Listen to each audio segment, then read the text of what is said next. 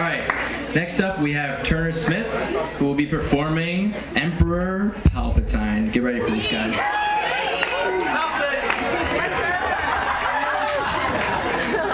It's Emperor Palpatine. Sorry. I'm not sorry. Let's get some context here first, all right? I am a huge fan of geek chicks. And I don't mean either of those in a disparaging term, by the way. When I say geek, I mean any person who you can sit down and debate with the relative advantages and disadvantages of opposing fictional characters in a fight. Now, I'm talking about who would win, Godzilla or Superman, and the winner faces Magneto. Those types of conversations. And when I say chick, I mean any female who won't beat the living shit out of me if I call her a chick. Shivving falls into the beating, etc., category for the purposes of this definition. Anyway, the point is that if she's got a nice smile and prefers Rodan to Mothra and Picard to either, she's a sex goddess in my book. Bonus points if she gets angry when you say the word Voyager and flirts by asking if you're fully functional whenever Data's mentioned. Luckily for me, my girlfriend is such a goddess. It's hard to find someone who's not only willing to put sex off until after the 6-hour Alien marathon, but she insists on it. Which is wonderful because I am pretty sure I couldn't manage an erection during Alien. Blood and violence are, oddly enough, a turnoff for me. So I'd have to either cut the marathon short and restart it, which would utterly ruin the mood, or I'd have to delay it until afterwards. The post-orgasmic glow makes it really hard for the suspense to work right if you get it over with before the movie, I mean, the whole point of the first half of the movie is to have the suspense build up, and if you're all relaxed and snuggly, it just isn't really the same. Where was I? Yes. Post-marathon sex. So, Ripley's clone's crazy alien-human hybrid baby gets horrifically sucked out of the window in the vacuum of space, and the ship descends towards Earth, and the "I'm a stranger here myself" line gets delivered in the last movie, by far the worst, is over. The credits roll, I lean back and do my stretch yawning thing, and lean over and put my arm around my love, snuggle a little close, and hiss menacingly and snap my teeth at her.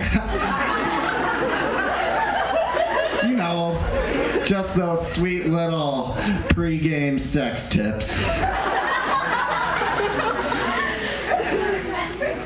She turns, smiling, and says, "That really wasn't an alien-style hiss. That was more Darth Vader-y." "Really? Huh? That a bad thing?" The Star Wars reference had come out of left field, see, and I wasn't really on comfortable ground. I'd always been a loyal Trekkie myself, and there's a little bit of animosity between the two camps. My girlfriend's a Star Wars fan and has admitted on more than one occasion that she thinks Qui-Gon is sexier than Q. It's one of the biggest strains of our relationship. Especially since her parents decided that I am starting to convert over to the dark side. I've been getting ready for some animalistic, parasitic, xenomorphic inspired stuff, but hey, I could be flexible. I look at her and say, "Vader's sexy, right?" Not really. James Earl Jones' voice is great, but I'm not really a big fan of the Sith. That was an easy one.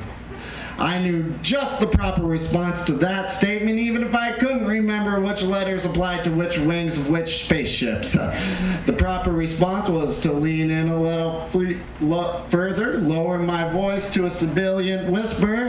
I couldn't remember the exact words, but she hated the movie and the gist was easy enough to capture.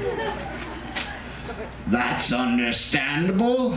The dark side is the path to powers and abilities that may deem unnatural. I flirted, flicking my tongue into and out of her ear.